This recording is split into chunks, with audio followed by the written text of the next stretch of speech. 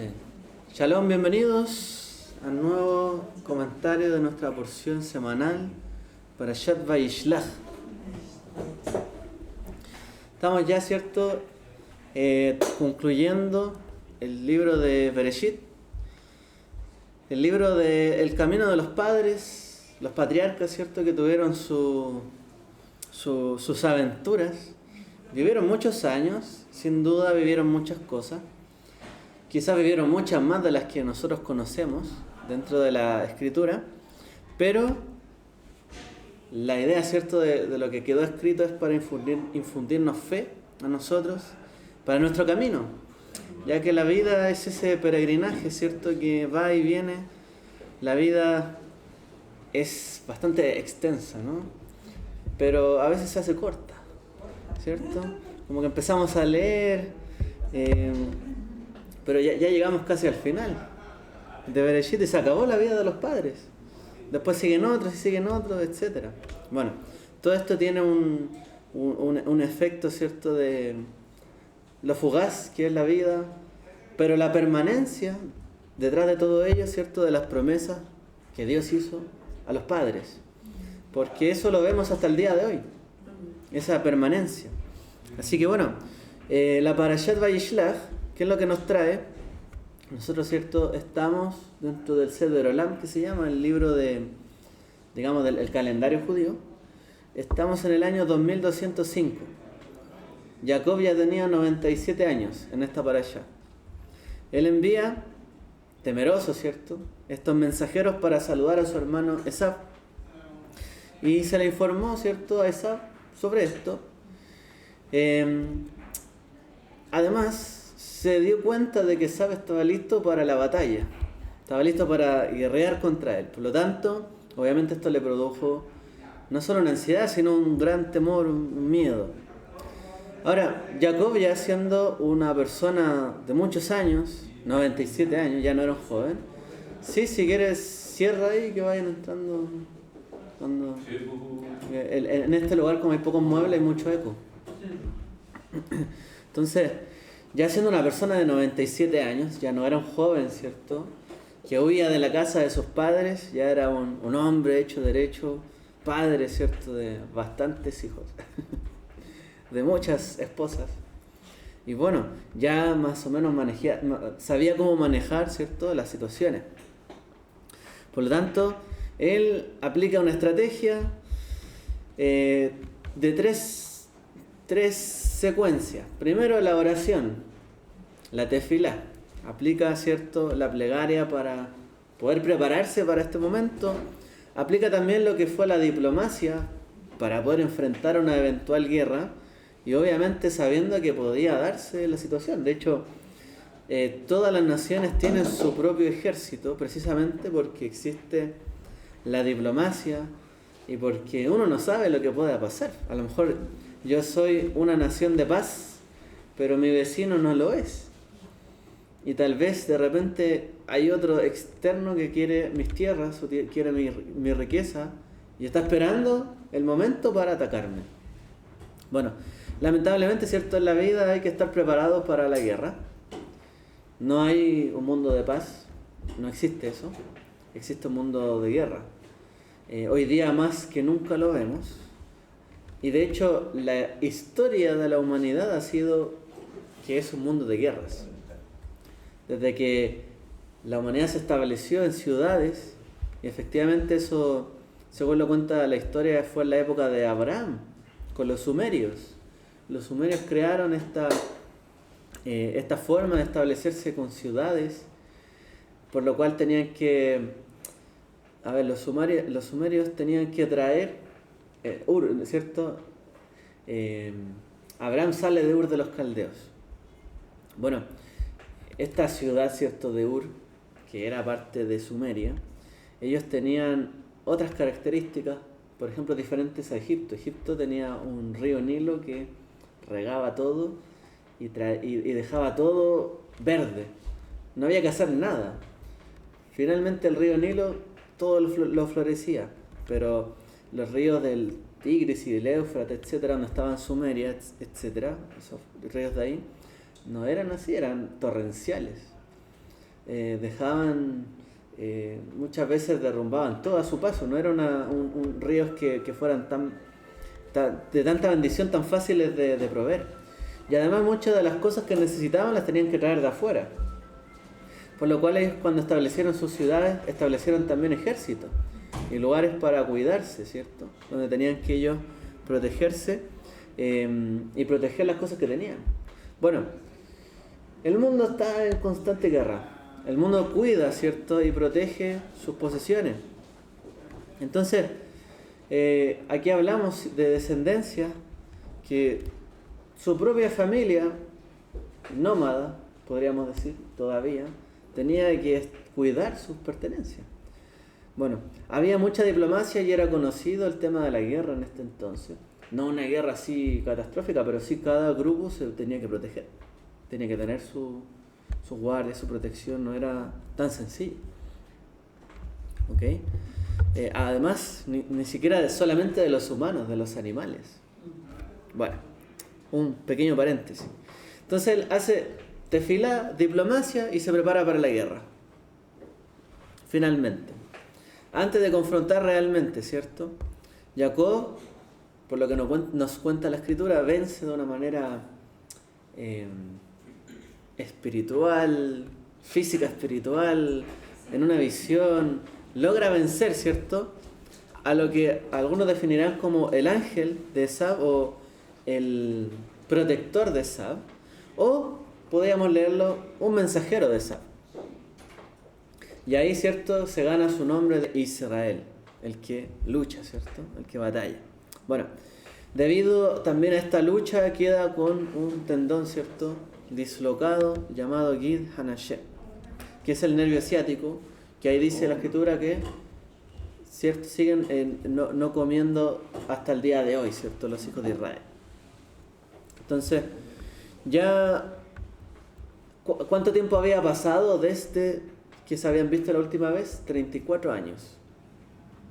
Un número que se nos repite, ¿cierto?, varias veces. Edad similar al sacrificio del hijo de Abraham, ¿cierto?, Isaac.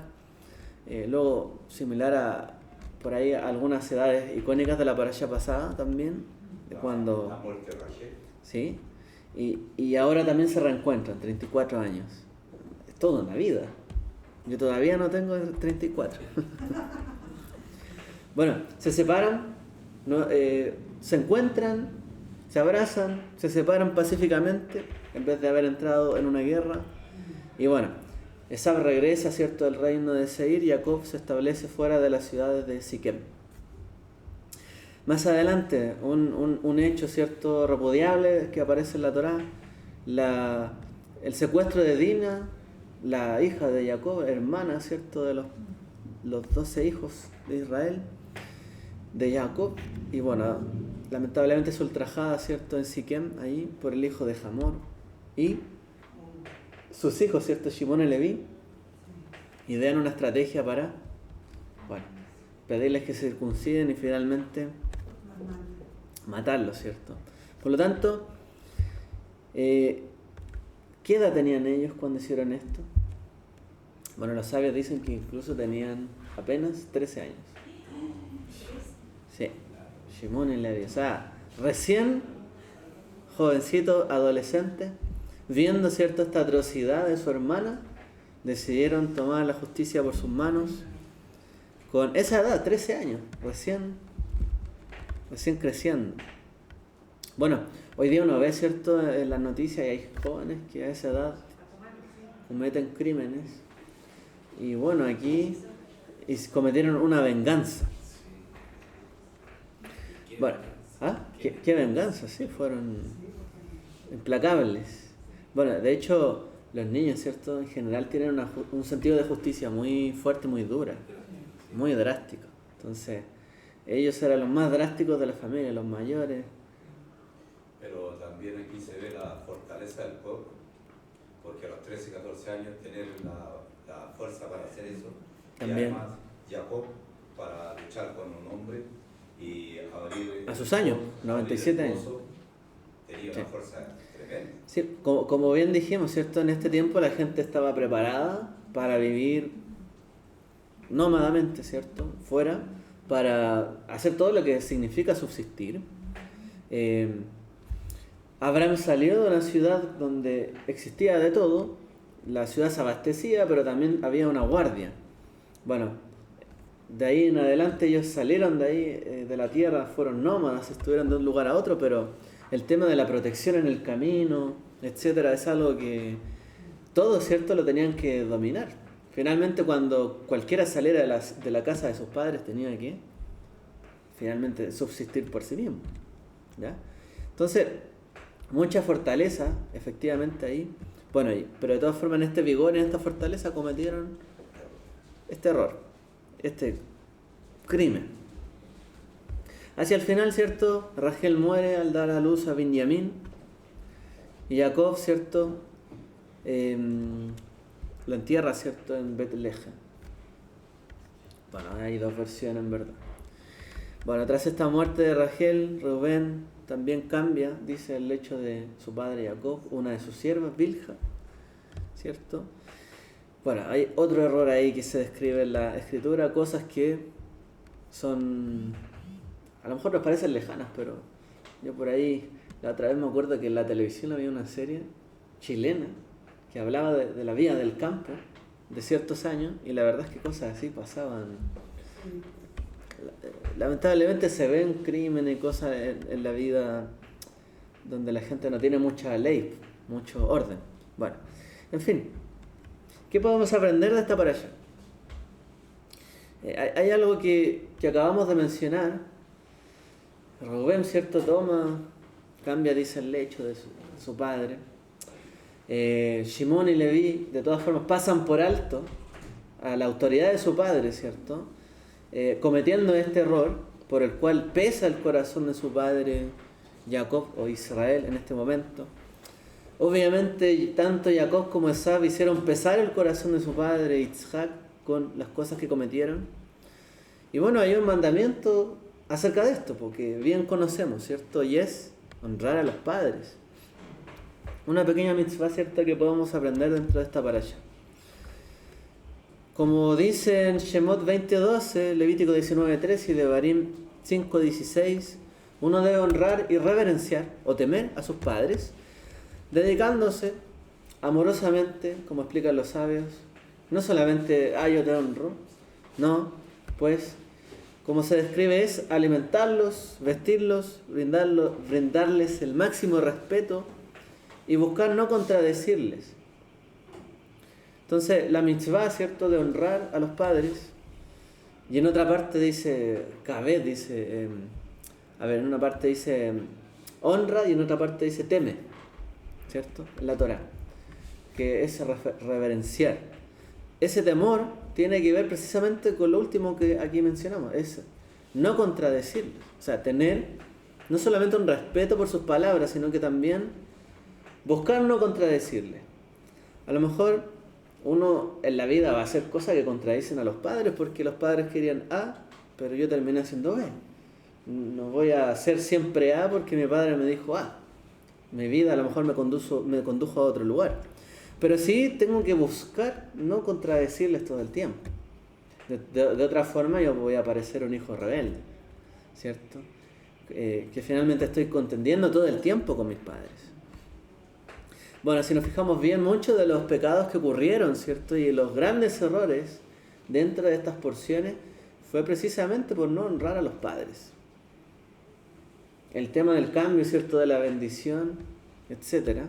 Bueno, vimos ahí que la esposa, ¿cierto?, de Yitzhak también permitió aquella burla, ¿cierto?, a su esposo, pero tampoco se le honró. ¿Ok? En el caso de Abraham, nosotros vemos, sí, una mayor honra. Yo por lo menos, no sé si lo notamos. O sea, Abraham fue una persona muy honrada, no solamente por su familia, sino por gente de fuera de su familia. Cuando cometió algún error, quizás fue con respecto de su esposa, fue quizás respecto de su fe directamente con el Creador, pero no fue directamente que sufrió en la deshonra.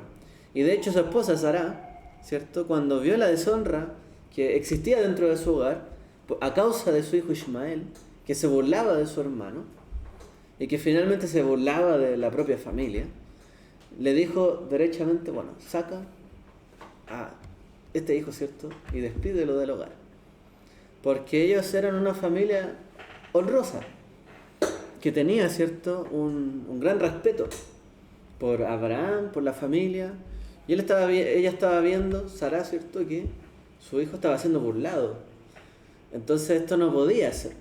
No puede existir la burla o la deshonra finalmente en el hogar. Bueno, no tuvieron el mismo celo, ¿cierto? Más adelante,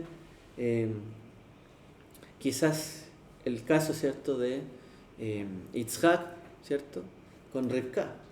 Ellos sí se amaron, se respetaron mucho, pero en algún momento hubo un problema porque vemos un corazón similar en Rivka respecto de Sara. También quería, ¿cierto?, que la bendición recayera sobre el indicado. Sara tomó la decisión drástica de despedir, ¿cierto?, a su sierva Agar con su hijo Ismael, pero su esposo lo entendió y lo respetó. Pero en el caso de Yitzhak, él tenía su corazón inclinado hacia su hijo Esau, porque le daba de comer. Entonces esta mitzvah tiene que ver con, bueno, los hijos tienen que honrar y reverenciar a sus padres, dedicándose a alimentarlos y vestirlos, brindándoles el máximo respeto y no contradiciéndoles. Entonces obviamente Yitzhak se sentía mucho más honrado por su hijo Esau, porque lo ayudaba mucho más, lo honraba mucho más. Entonces ahí hubo un conflicto. Quizás Rivka no tuvo la suficiencia, porque eran los dos hijos de ellos, pues ya no era como es el hijo de la sierva, son dos hijos nuestros, con los que hay que tratar. Bueno, finalmente entre toda esta lucha y toda esa deshonra que ocurrió frente a los padres, al cambiar la bendición, ¿cierto?, al engañarlos, trajo también, podemos decir, una deshonra y un desorden a los hijos. Es común, por lo que yo he observado, ver que cuando no existe una honra adecuada a los padres, los hijos la verdad es que son, cada cual puede ir por su lado y ya. Obviamente este tema de la honra depende de muchas cosas y muchos factores. A veces son los padres mismos los que deshonran a su familia, o el padre o la madre. Pero dentro de la familia la verdad es que los problemas parten por acá. Cuando los esposos, ¿cierto?, no se respetan, provocan, ¿cierto?, una división en el corazón de sus hijos, cuando tienen inclinaciones o favoritismos, y finalmente los hijos después, bueno, toman su bando. Y cuando ya los hijos toman su bando, se separan. Ya, es inevitable que esto ocurra. Puede esto ser a una pequeña escala o una mayor escala. La idea, ¿cierto?, es que no se transforme esto en algo, en una guerra. Que los hermanos se quieran matar, finalmente, o se traten a muerte. Que sí ocurre, ¿cierto? Sí ocurre. Es triste, pero ocurre. Y la verdad es que esto nos pega a todos, como familia. Entonces, grandes cosas que vemos que pasan en esta porción, bueno, se deben a la deshonra, finalmente. Deshonrar al esposo, a la esposa, deshonrar a los hijos deshonrar a sus padres. Finalmente los hermanos, como entendieron que no hay respeto alguno en el hogar, bueno, pueden llegar hasta las consecuencias que puedan llegar, simplemente. Entonces esta mitzvah es bien importante dentro de la familia de Israel. O sea, muy importante. Quizás de la más importante. Además que le llamamos a Dios Padre, porque lo honramos, ¿cierto?, como Padre. Podríamos también haber considerado a Dios como una madre, pero quizás históricamente, por el hecho de que los hijos de Israel o en Canaán se adoraban mucho, ¿cierto?, a la diosa Ishtar, hay una afrenta ahí con tratar a Dios como una madre, pero de todas formas Dios nos cuida. El Shaddai, ¿no?, esa palabra que lo llamamos a él como omnipotente, pero Shad en hebreo es un pecho, una mama, ¿cierto?, de una mujer. ¿Por qué? Porque es un Dios que nos alimenta, nos sustenta, nos da, nos cuida desde que nacemos. Podemos verlo de esa forma. Quizá históricamente ya quedó como un sesgo allí, pero Él nos cuida, nos protege, y nosotros también tenemos que honrarle a Él como un padre o como una madre, reverenciarle como una madre, porque a Dios le amamos también entrañablemente, porque es quien nos dio la vida. Y eso lo vemos reflejado muchas veces en la mujer, ¿cierto? En la madre. Bueno, respetar a los padres en todo tipo de detalle y en todo orden es difícil, y es una tarea compleja y podemos decir formidable, porque efectivamente es una labor que alcanzarla tiene mucha bendición, es una gran travesía y requiere mucha disciplina para los hijos. Esta mitzvah se denomina, dentro del Midrash Tanjumá, en esta parashá de Kev, dice que es la mitzvah más estricta de las estrictas. Entonces dice que la mitzvah de honrar a los padres, como ahí dice, ¿cierto? Ahí la quinta, Kabed de tabija betimeja, honra a tu padre y a tu madre, es la más estricta de las estrictas, dicen los sabios. Y aparece en esta porción. Porque de hecho la violación de esta mitzvah también trajo la peor consecuencia de todas las consecuencias, que finalmente es dividir a la familia de tal forma que se quieran matar entre ellos, ¿cierto? Bueno, curiosamente, ¿cierto?, a quién se le atribuye una absoluta devoción de esta mitzvah y celo por honrar al padre, ¿es a quién? Pregunto. ¿A quién? En esta parashá. En esta parashá. ¿A quién se le atribuye la mayor devoción a la honra del padre? A Esab, exactamente. Y de pronto Jacob sabía que los días de Esab iban a ser más alargados, eso que de pronto vive más que yo, me gana la pelea. Claro, va a vivir más que yo para perseguirme toda la vida. Bueno, efectivamente los sabios hablan de que Esab fue la persona que más se respetó esta mitzvah, en esta parasha. Estoy más pesadito, antes no sonaba tanto. Bueno, honrar a los padres, ¿cierto?, fue algo que honró y guardó mucho Esaú. A tal punto que Rabbi Shimon ben Gamliel confesó que no cumplió ni la centésima parte del grado en que Esaú honró a su padre Yitzhak. O sea, un sabio dentro del Midrash dice, yo no fui ni el 1%, ni la centésima parte de lo que honró Esaú a su padre Yitzhak. A ese nivel. Ahí me queda la duda a mí también con eso, porque él se casó con quien tenía fuera. Y la Torá, o sea, bueno, lo que nosotros tenemos de Torá, dice que él sabiendo que eso le molestaba a su padre. Sí. Lo hizo, claro. Lo hizo. O sea, se pone en duda entre Sí. Lo que pasa es que Esaú era una persona que no guardaba, digamos, la voluntad de otros. Él seguía su propia voluntad. Dentro de su propia voluntad, de todas formas, honró excesivamente, por lo menos en su juventud, a su padre. Por supuesto que hay matices, siempre hay matices, porque no hay nadie que haya hecho algo tan bien. Ahora los sabios lo colocan así, más que nada para que notemos la grandeza respecto de Esaú con honrar a los padres. Entonces, ¿por qué lo mencionan así? Porque, por ejemplo, Jacob se fue y estuvo fuera 22 años fuera de su hogar. En cambio, Esaú estuvo siempre ahí con ellos y los acompañó. Claro, a lo mejor, y probablemente en todos esos 22 años, le llevó de comer a sus padres, los vistió y estuvo ahí, ¿cierto?, acompañándolos. O sea, aun cuando él tuviese otra mujer, etcétera, pero estuvo ahí con ellos.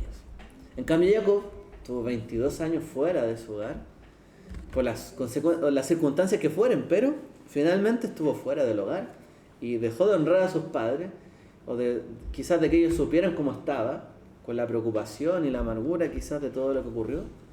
22 años, no es menor.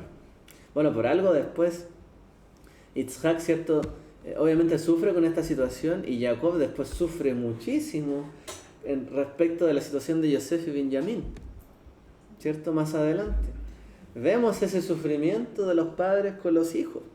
¿Por qué? Porque estuvieron lejos sin saber de ellos, pensando que habían muerto.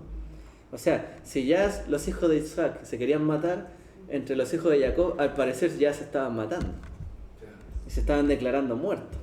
Entonces, la cosa iba de mal en peor. La cosa estaba difícil. Entonces, posteriormente a estos 22 años, se dice que fue castigado Jacob por no haber honrado a su padre durante todo este tiempo, efectivamente.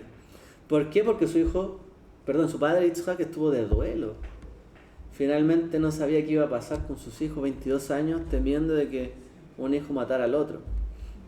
Y aparte, más adelante, ¿cierto? Vemos, ¿cierto?, que Yosef también desaparece una cantidad de años similar. Entonces él tiene que sufrir por la desaparición de su hijo Yosef, vendido, ¿cierto?, a los ismaelitas, luego a Egipto. Y también una cantidad de años similar, dicen los mismos 22 años. O sea, él abandonó 22 años su hogar, 22 años sufriría por la pérdida de su hijo Yosef, hasta saber de él nuevamente. Aquí se repite la historia. Bueno, esta mitzvah tan grande está incluida en los Aseret Adibrot, los 10 mandamientos que tenemos acá. Aunque se encuentra en la parte derecha, ¿cierto?, de los preceptos que están reservados entre, como se dice, entre el hombre y Dios, ¿cierto?, entre Dios y el Makom, como se dice en hebreo. O sea, ¿cierto?, no tendrás otros dioses ajenos, yo soy el Señor tu Dios, etcétera. Honra el Shabbat, pero está en la parte de acá. Entonces, si nosotros lo pensamos bien, todos los mandamientos de acá, ¿cierto?, no asesinarás, etcétera, tiene que ver con la persona y su prójimo. Pero en el sector de la derecha tienen que ver con Dios y el hombre y Dios. Y este mandamiento está en la derecha, de los mandamientos que tienen que ver con uno y Dios. Por lo tanto, está incluido en esa parte, en ese tipo de mandamientos que están entre Dios y el hombre. ¿Por qué se da esto? Y otra pregunta, ¿por qué Esaf tenía una afinidad tan profunda para cumplir esta mitzvah más que cualquier otra? Vale. En general, el honrar a los padres se expresa con mucha gratitud y tiene que expresarse de esa manera. O sea, la clave es la gratitud, saber apreciar lo que hicieron por mí, tengo gratitud con ellos. Porque en realidad yo nací aquí siendo nada. Yo podría haberme muerto si alguien no me alimenta, siendo un bebé, o una guagua, como se dice acá. Entonces, hay una gratitud de un niño hacia sus padres, porque nos dieron la existencia. Como dice el Talmud también, hay 3 socios que participan en la creación del hombre y son, ¿cierto? Uno de ellos son los padres que aportan la carne y la sangre. Dios coloca la parte espiritual y también el alma, ¿cierto?, dentro de la persona. O sea, los socios son el padre, la madre y Dios, ¿cierto? Este honor de los padres está justo también después de la observancia del Shabbat, ¿cierto? Honra el Shabbat, honra a tus padres.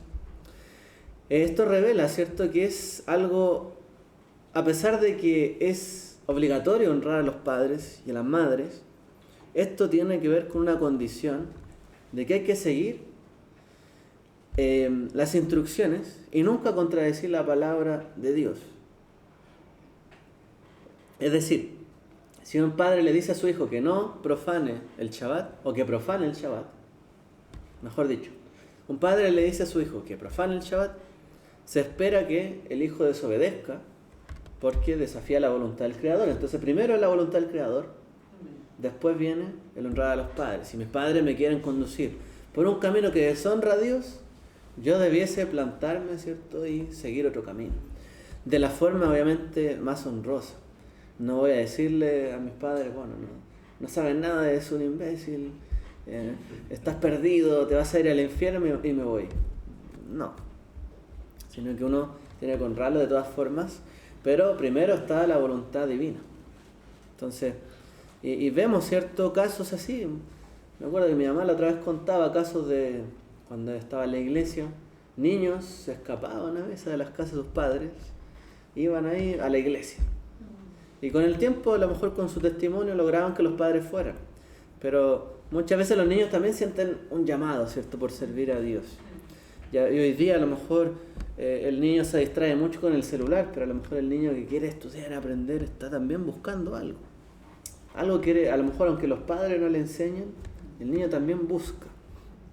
Bueno, uno primero debiese seguir la voluntad del Creador, ¿cierto? Y después honrar a nuestros padres con todo. Si los padres contravienen esa voluntad, bueno, debiese yo tratar, ¿cierto?, de cumplir la voluntad de Dios ante todo. ¿Ok?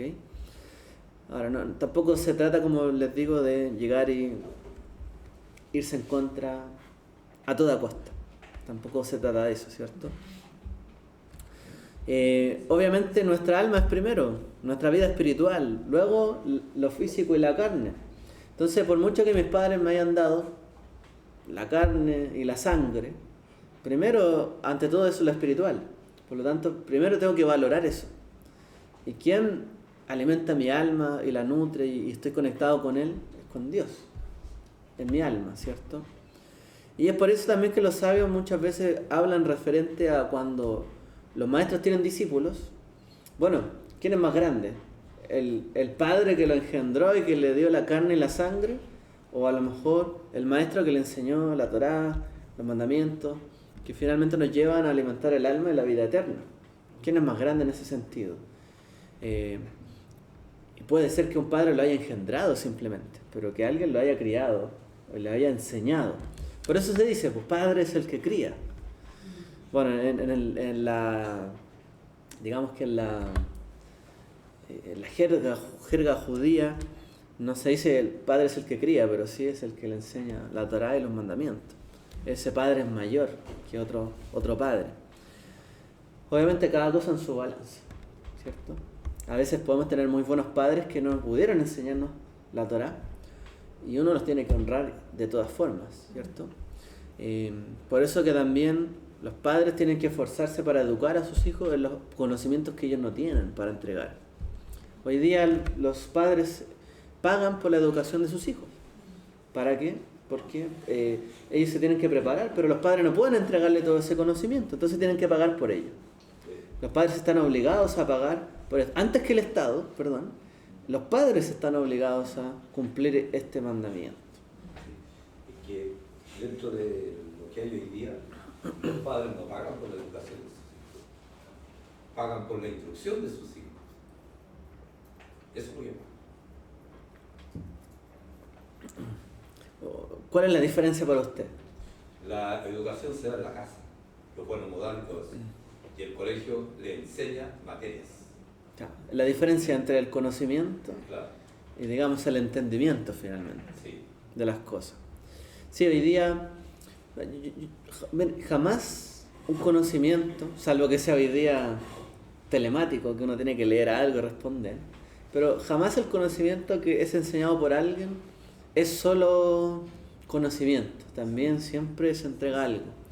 Y ahí está el tema, porque ¿qué valores se entrega a esa persona cuando enseña esas materias? Ahí está la gran diferencia. Yo puedo enseñar lo mismo, todo el mundo puede enseñar lo mismo con un libro, pero cada cual entregará algo diferente detrás de eso. Claro. Dentro del mensaje que usted nos da, en cierto modo, y más que mensaje, es instrucción, pero también en las palabras que usted nos da, intrínsecamente hay educación. Sí, está ahí. Bueno, la Torá Shebe'al Peh, que se le llama, fuera de la Torá escrita, es esto. ¿Cuál es la Torá Shebe'al Peh? Es esto. Transmisión oral, nada más que eso.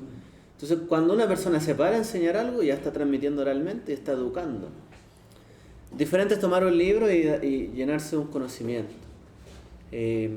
Siempre hay una transmisión, digamos, espiritual cuando alguien enseña, siempre. Por eso es que hay un celo, ¿no?, de los padres de quién le enseña a mis hijos, finalmente. Y tiene que existir ese celo. Bien, la clave de, digamos, Dios entrega una transmisión espiritual. Los padres nos dieron la carne y la física. Entonces, uno en la vida tiene que aprender a identificarse con su alma, no con su cuerpo. ese es el motivo final de todas las cosas. Porque el cuerpo en algún momento uno lo puede conservar excelente, muy bien, vivir una buena vejez, sí, todo eso está bien, excelente. Pero no nos vamos a llevar a este cuerpo al mundo venidero. Entonces, más allá del cuerpo hay que poner atención a las cosas del espíritu, las del alma. Esto tiene prominencia por sobre lo del cuerpo. Ahora, no puedo despreocupar todo mi cuerpo porque después voy a estar enfermo y no voy a poder servir a Dios de buena forma porque voy a estar todo enfermo siempre. Tampoco tiene sentido. Entonces, pero tiene una preeminencia.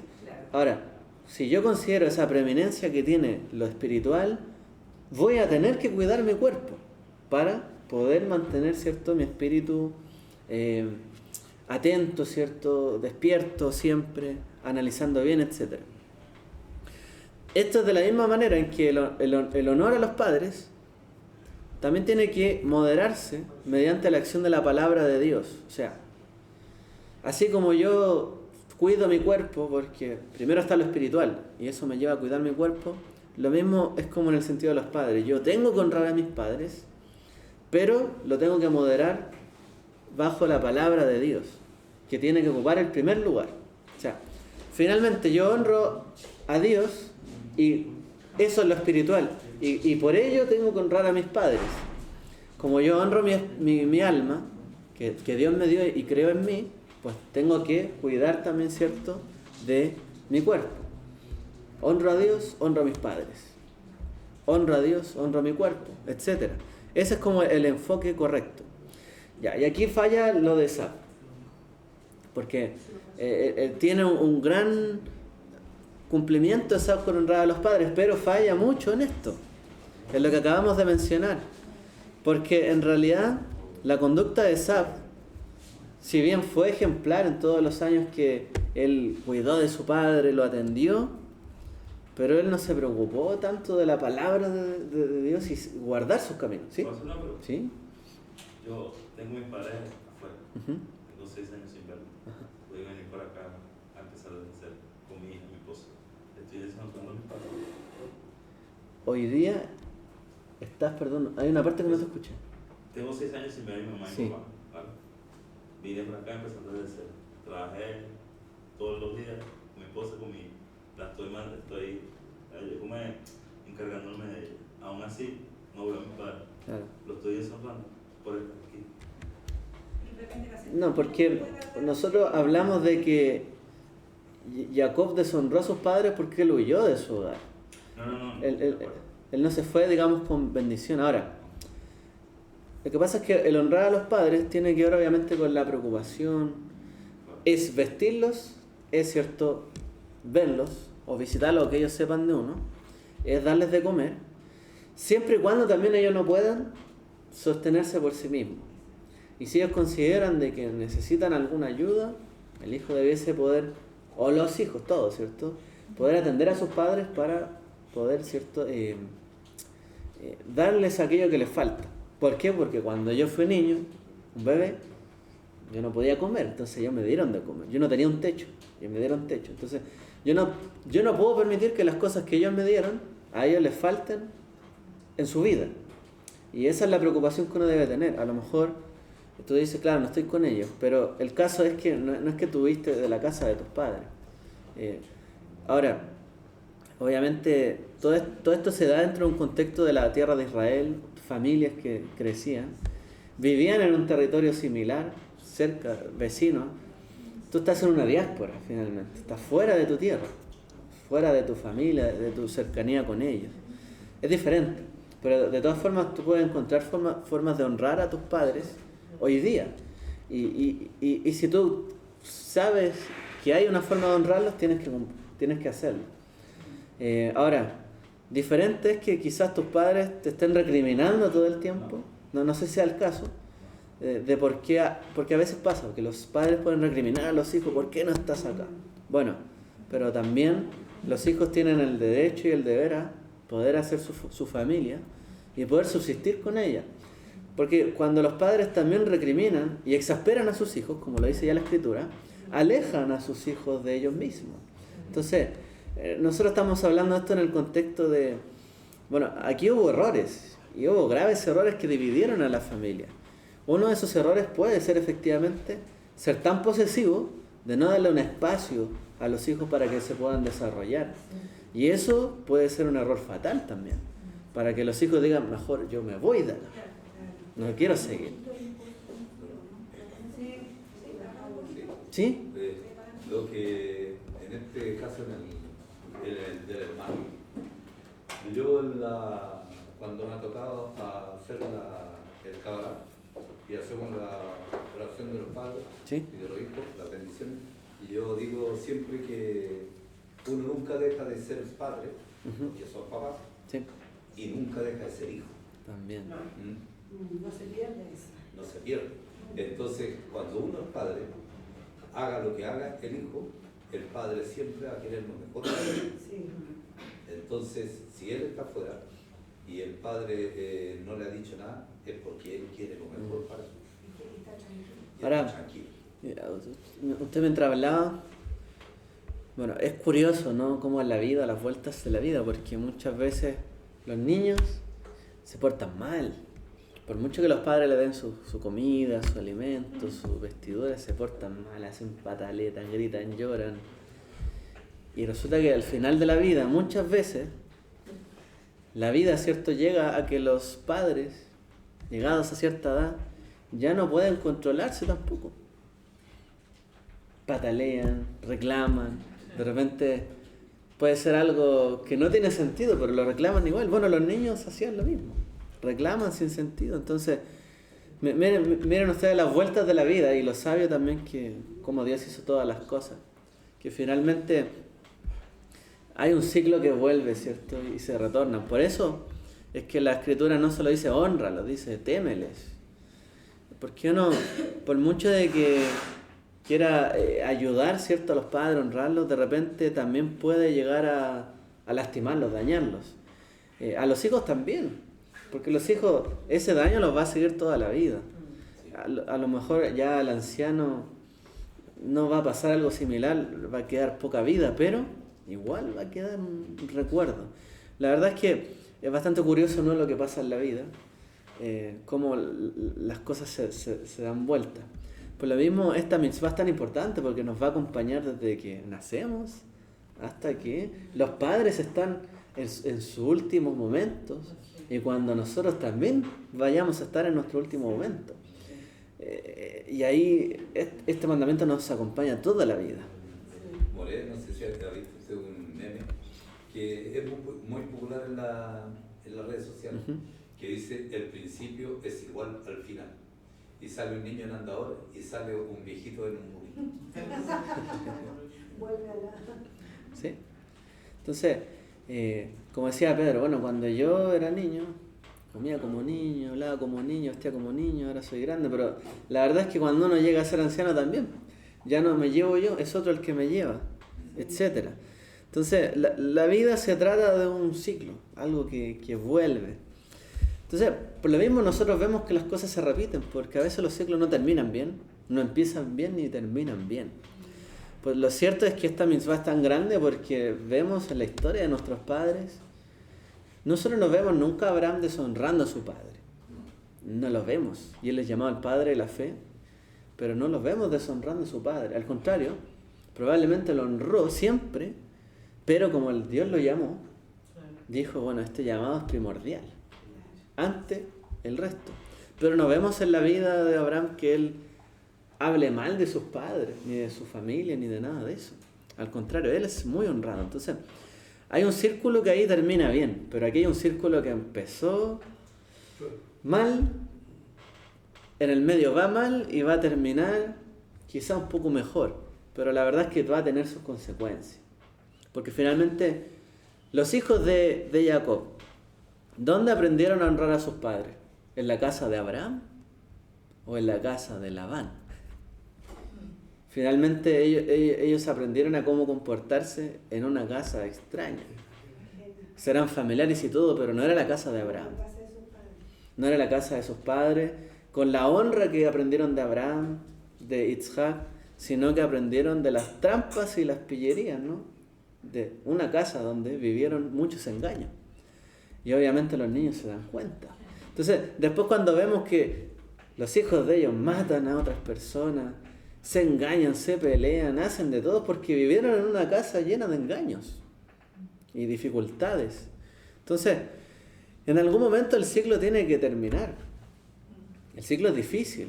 Solamente cuando vemos este ciclo terminar, cuando Yosef, al final, en parashas posteriores, ¿cierto?, logra él dilucidar que no tiene que cometer una venganza, al contrario, se dedica a honrar a su familia con lo mejor que él tenía para honrarlos. Solo ahí esto se corta y viene bendición. Hay varias manos aquí. Pudiera ser, estuve viendo en uno de los estudios y ahora como que me está haciendo más sentido, o está como la idea se está concretando. Porque se mencionó primero que Esaf era el que honraba más a los padres.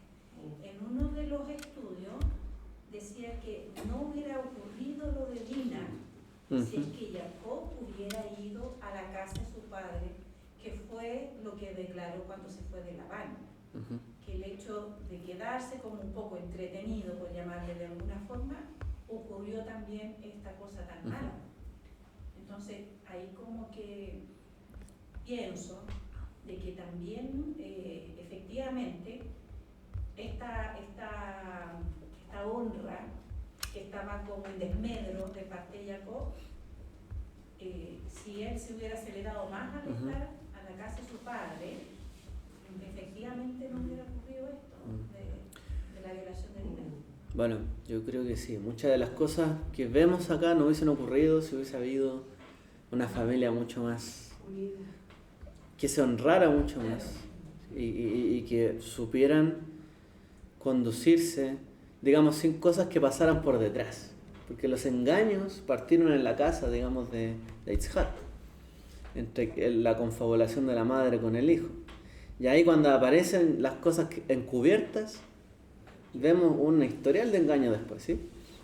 Y hoy día continuamos en lo mismo, porque yo tuve una discusión en mi trabajo por la cuestión de que está ocurriendo hoy día, de la Navidad. Una compañera me preguntó: si tú eres judío, ¿le dirías a tu hijo que, o a los niños que el viejo Pascual no existe? Sí, le diría. Y me dijo ella: tan religioso que te crees tú. Y yo le dije: si tú le mientes a tu niño con esta cuestión del viejo Pascual, después él, cuando se dé cuenta, se va a sentir con toda la fuerza y el potencial de poderte mentir a ti, porque tú le mentiste durante todo este tiempo. Entonces, ¿por qué razón después le criticas quién te miente? Y los padres, claro, muchas veces, lo que pasa es que uno puede revelar ciertas cosas, porque los niños no son capaces de recibir todo. Pero uno tiene que ir revelando las cosas a su tiempo, en su momento, en su crecimiento. Por eso es que el conocimiento al principio es muy general.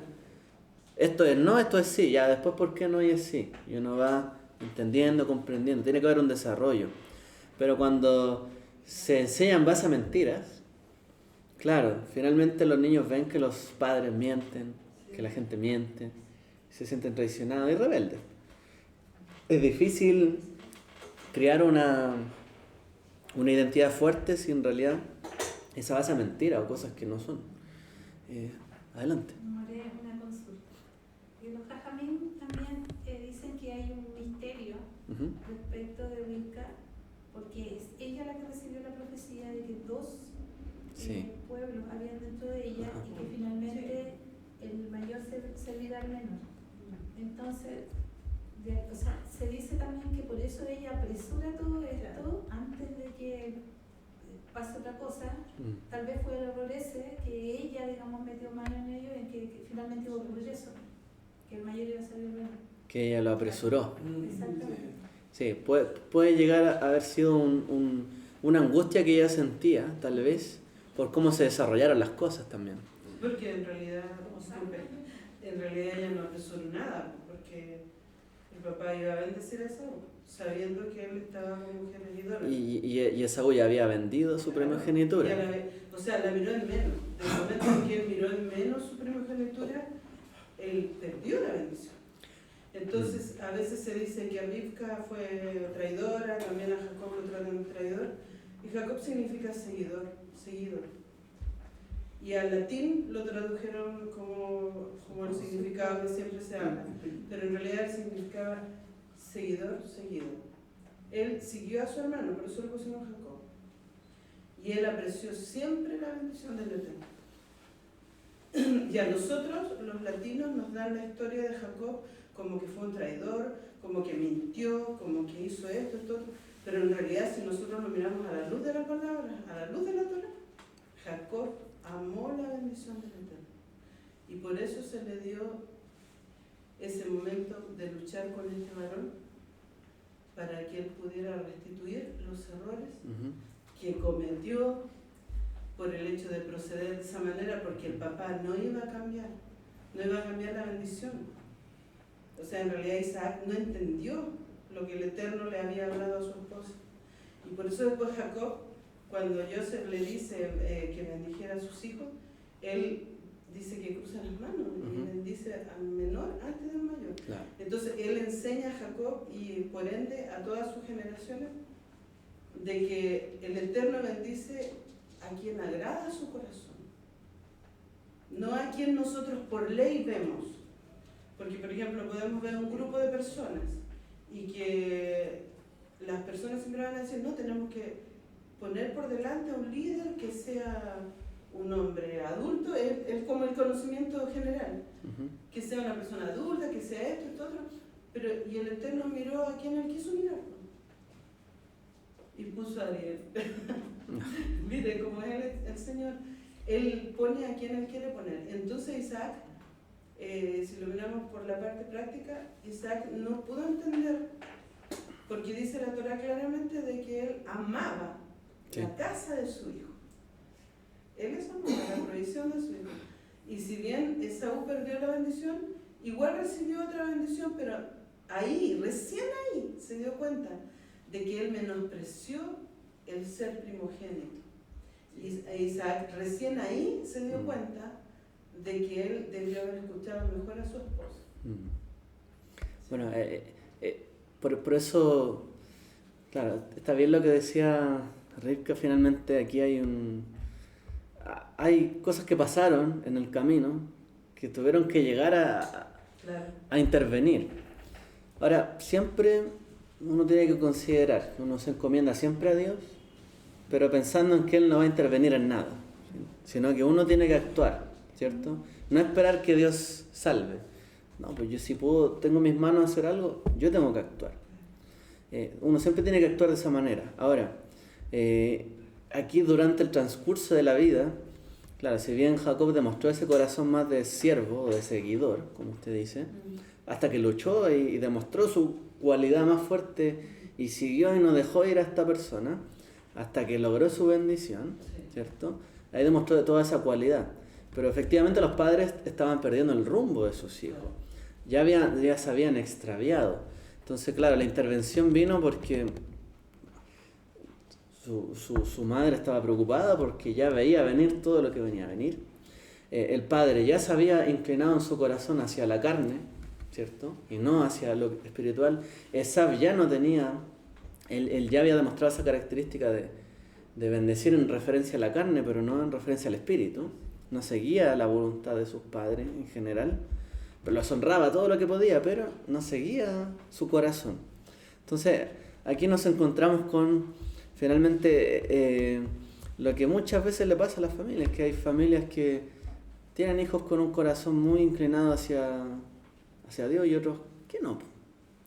Pero cada cual tiene que encontrar en su momento, digamos, la forma y el camino. Ahora, siempre hay que infundir en las personas, en las familias, que lo primero es encomendarse al Creador.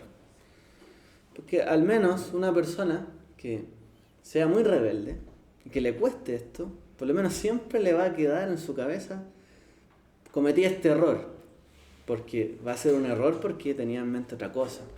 Pero la persona que nunca se le inculcó eso, ni siquiera va a pensar que es un error, va a seguir adelante.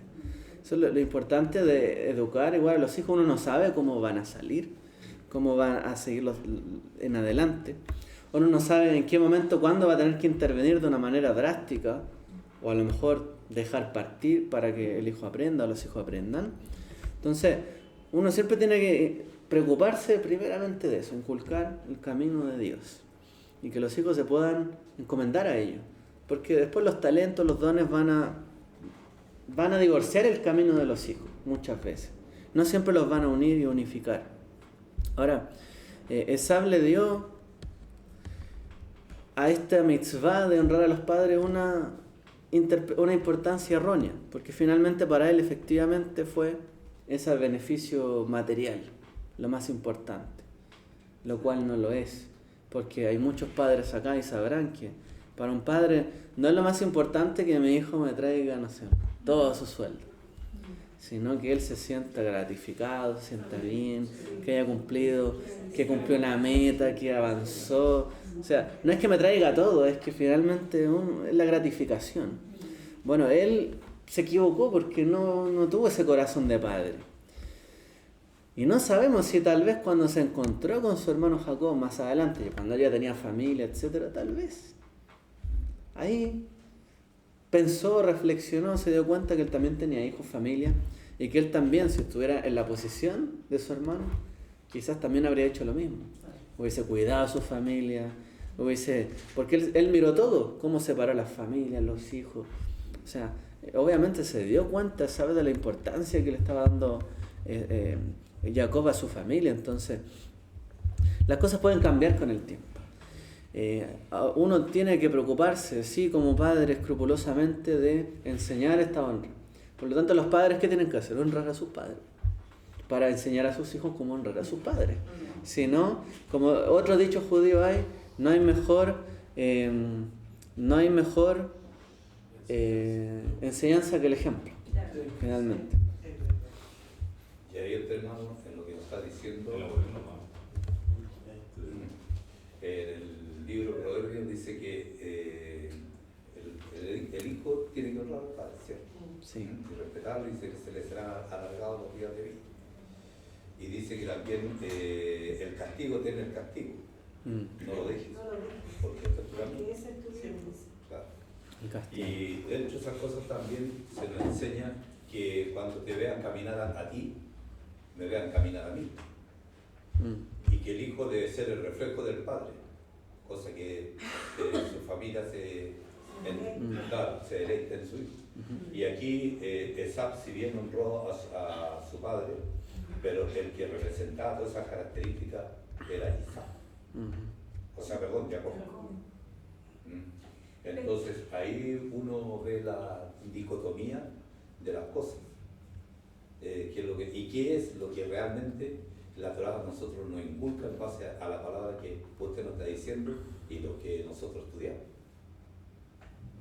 Pero yo me pregunto, ¿qué pasa si, son preguntas que me aparecen de lo que estamos hablando, qué pasa si, obviamente el Eterno sabía que iba una bendición natural a Esab? ¿Qué pasa? Dios no hubiera podido hacer su proyecto independiente de que esa bendición se la hubiera dado a Esab. Esa es la pregunta. Porque yo me recuerdo también, digamos que no hubiera intervenido la mamá, ¿cierto? Y que se le hubiera dado la bendición. ¿Es que acaso Dios no puede seguir su proyecto a través de Jacob? Porque yo me recuerdo que, por ejemplo, de los levitas, no eran los primogénitos, pero el Eterno también ahí como que se saltó los primogénitos, pero él los llevó igual a realizar su proyecto. Es que cambia. No sabemos. Es que pienso yo que ya había hablado el Eterno. Y él le dio a Rivka una palabra sin cambio. O sea, no era una palabra condicional, sino que era una palabra certeza. Claro, certeza. Pero el punto está ahí. El mayor serviría al menor. Pero el punto está en que aunque le hubiese dado la bendición en ese momento a Esab y no a Jacob, Dios podría haber hecho igual su plan. Y efectivamente quizás las cosas se dieran de otra manera. Se dieron ahí porque intervino ella. Pero podría haber sido de otra forma. Porque la palabra, o sea, como bien dijo, la condicionante no es la palabra de Dios, sino la intervención humana detrás de todo esto. Sí, y además, More, dentro de lo que nosotros leemos en los Midrash, la Torá estaba antes de que el mundo fuera. Entonces, si estaba antes, las cosas son así como están ahí. Y además después leemos que ni una ayud pasará sin que no se cumplan todas las palabras de esta ley. Y si ya estaba así... Ahora, ojo, que todas las cosas que pasan también van en base a la libertad y el libre albedrío de las personas. O sea, no es que Dios sabe lo que voy a hacer, o sea, bueno, sí sabe todo, pero no es que está todo escrito así como va a pasar esto, No, porque o sea, Dios tendría que controlar completamente nuestra vida para intervenir en todas las cosas. Pero sí nos da atisbos, que esa es la profecía, ¿no? La profecía es una sombra de las cosas que van a ocurrir. Y obviamente la profecía no cesa, porque la profecía es el testimonio de Dios que existe en este mundo. Entonces, si hay profecía es porque hay un Dios. Y si hay atisbos de su voluntad es porque Él existe. Y es porque en algún momento las cosas pasan porque hacia allá se conducían. Ahora, todo lo que pasó entre medio es parte de nuestras decisiones, parte de las decisiones del conjunto de las personas y la vida. Pero la palabra de Dios es firme. Y esa es la profecía finalmente. Eso, porque la predestinación no ocurre. No hay predestinación. No tendríamos libremente. El Nata quiere hablar de ese proyecto. Sí, un pensamiento referente a lo que estaban hablando. Es que lo que Hashem le dijo a Rivka, tampoco le dijo en qué tiempo es que iba a servir el mayor al menor. Exacto. Porque si nosotros vemos en estricto rigor, la primogenitura se trataba del hijo que se queda a cargo de la casa. O sea, el hijo primogénito, cuando el papá muere, se queda a cargo de la casa y a cargo de todo, el que decide, el papá. Los demás son todos siervos. Entonces cuando Jacob se va y vuelve, le dice, tu siervo Jacob, le dicen los siervos de Jacob a Esaú. O sea, lo ponen en la posición que él era el que mandaba en la casa. Ahora, si vemos la cantidad de hijos que tuvo Jacob, es la misma cantidad de hijos que tuvo Esaú. Si vemos el pueblo de Israel comparado con la descendencia de Jacob, de Esaú, vemos que la descendencia de Esaú fue un imperio que dominó toda esa tierra y hasta Israel. La descendencia de Jacob fue esclavo o siervo o dominado por la descendencia de Esaú. Ahora, si vemos hoy día mismo, la descendencia de Jacob, cuántos son el número o qué poder tienen en la tierra, y vemos la descendencia de Esaú, es mucho mayor la descendencia de Esaú en muchos sentidos. Entonces, de pronto, Rivka puede ser que no entendió el tiempo en el que el mayor serviría al menor. Y a lo mejor llevada por la influencia que tenía la casa de su padre. Porque ¿de dónde venía Rivka? Del que engañaba, del que hacía las cosas de forma truculenta, siempre hacía trampa. Entonces, ¿por qué tenía que intervenir? Ahora, inclusive puedes pensarlo de otra forma.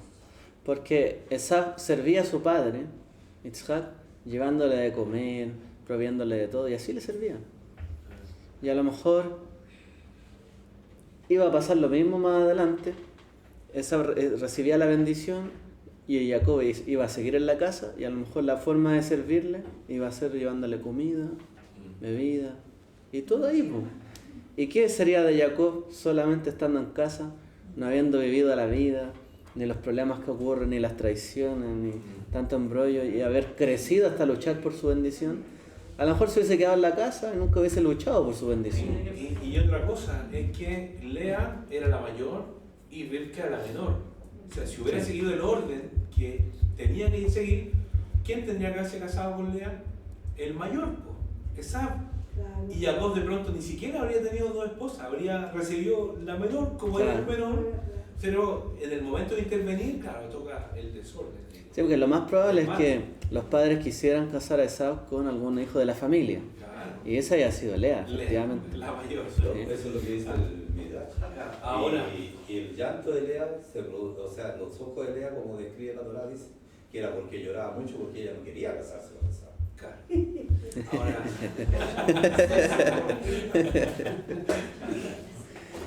Para finalizar, hermano, simplemente un pequeño pensamiento, una reflexión. Honrar a los padres, lo cual está muy bien, es solo un paso más para honrar y respetar la voluntad de Dios, final y última, ¿cierto? De todo. Es como un paso más, un trampolín, pero respetar al padre y a la madre en oposición a Dios significa también perder el objetivo principal, que es honrar a Dios. O sea, cuando yo honro a padre y madre, pero en oposición a la voluntad de Dios, en realidad me estoy perdiendo del objetivo, y eso le pasó a Asaf. Eso le pasó a Asaf. Ahora Jacob tampoco es que supiera mucho cómo hacerlo. Tuvo que aprenderlo en el camino cuando él ya fue padre. Y cuando él ya logró contener y proteger a su familia y poner su vida para proteger a su familia. Ahí como que recién podemos decir que él aprendió a honrar, o lo que es honrar realmente a la familia, pero la voluntad de Dios. Sí, con lo que usted decía, lo que estamos hablando, cuando se encontraron Jacob con su hermano, ¿cierto? Y se abrazaron. Bueno, él se venció 7 veces antes de llegar, y cuando se abrazaron, ¿qué es lo que le dijo Esaú? Veo los ojos y la cara del semblante de mi madre. O sea, reconoció después que falleció Isaac, ¿cierto? Que tuvo que seguir con su madre. Entonces él vio eso y se volvieron a llorar y se abrazaron. Y él quería juntarse con su hermano y llevarlo donde él, pero él después, Jacob siguió su camino. Israel sabía que no podía estar junto con ellos. Es bonito eso, le recordó a su madre. Claro, vio a su hermano, hace un reflejo de su madre. Y lo último, sobre el mandamiento de honrar al padre y la madre, Yeshua habla con los fariseos, ¿cierto? Diciendo que ellos también invaden el mandamiento, porque ellos también fueron acusados de que los discípulos comían, ¿cierto?, con las manos, pero eran tradiciones de hombres, tradiciones de los padres. Y Yeshua habla aquí en Mateo, ¿cierto?, porque los discípulos quebrantar la tradición de los ancianos, porque no se lavaban las manos cuando comen pan. Respondiendo él, les dijo, porque también vosotros quebrantáis el mandamiento de Elohim por vuestras tradiciones, porque Dios mandó diciendo, honra a tu padre y a tu madre, y el que maldiga al padre o a la madre muera irreversiblemente. Pero vosotros decís, cualquiera que os diga a su padre o a su madre, es mi ofrenda a Elohim, todo aquello con que pudiera ayudarle, ya no ha de honrar a su padre y a su madre. Así habéis invalidado el mandamiento de Elohim por vuestras tradiciones. Sí, ahí lo que veíamos, ¿cierto?, en el primer siglo, algo bien particular, porque muchos ciertos judíos tenían a un nivel tan elevado la palabra de los sabios, los maestros, ¿cierto?, de la Torá, que incluso le daban a ellos más de lo que le daban a sus padres. Entonces, pero la Torá es clara, que hay que honrar a padre y madre, no es como el que me enseñó, es padre y madre. Entonces, finalmente ellos invalidaban el mandamento, les decía Yeshua, porque abandonaban o dejaban de lado a sus padres por darle a sus maestros. O sea, no estaban bien enfocados en esto. Y eso es algo que la religiosidad, cuando se choca, ¿cierto?, con el cumplimiento de los mandamientos, siempre termina pasando esto. En la religiosidad, ese es el gran problema. Por mucho que yo quiera hacer el bien, termino haciendo algo malo. ¿Por qué? Porque lo estoy llevando a un extremo y estoy dejando otra cosa de lado. Entonces, ellos estaban cegados por esto. Y efectivamente ahí Yeshua les dijo, bueno, si ustedes honran tanto las tradiciones de los padres, pero miren cómo tienen a sus padres. O sea, ustedes que dicen honrar tanto a la tradición y a los padres, honran a sus padres, pero no lo hacen. Y me están reclamando a mis discípulos porque no honran una tradición, pero ustedes a sus padres los tienen de lado. O sea, les pegó duro, porque finalmente es eso. El mandamiento es lo vital, lo importante. Y es un paso para honrar a Dios, pero no puedo decir que de la forma en que yo siempre me enfoco primero en honrar a Dios y invalido todo el resto, no puede ser. O O sea, cumple el mandamiento de la forma que Dios lo pide para honrar a Dios, ¿cierto? De esa forma. Por eso está este mandamiento acá. Honro a mis padres de la forma en que Él me lo dijo para honrar a Dios. Pero si me procuro primero honrar a Dios y no honrar a mis padres, bueno, voy a poner otra cosa sobre mis padres que quizás no debería. Entonces, es difícil porque hay cosas que, si los padres están equivocados, yo tengo que obedecer a Dios. Pero no puedo pasar por encima de ellos en todas las circunstancias, porque al honrarle, honro a Dios. Entonces, ahí es una balanza que yo creo que cada cual la ha tenido que nivelar en su vida, ¿ya? Quedémonos con esa tarea de reflexionar. Yo recuerdo que en alguna otra oportunidad igual hablamos de esto, o algo mencioné, pero hoy día reflexionamos mucho más. Y bueno. Sí, yo lo que mencionaba el hermano de la parte de que Jacob no se fue con su hermano por una razón muy sencilla. En su corazón seguía la desconfianza. Imagínese usted la postura y la forma como sentía cada uno lo que tenía. Esau igual tenía mucha riqueza, de pronto ni necesitaba todos los regalos que Jacob le estaba enviando. No. Entonces le dijo, oye, quédate con eso que me enviaste, si yo tengo mucho. Y Jacob le dijo, y yo tengo todo, le dijo. Ah, sí, si no hablamos de eso. Le dijo, yo tengo todo, exactamente. La diferencia es que tiene mucho el que tiene todo. Pero igual se quedó con las cosas. En una oportunidad hablamos de esto. Ya, hermano, muchas gracias a todos por estar acá. Shabbat Shalom. Vamos a cerrar aquí el estudio.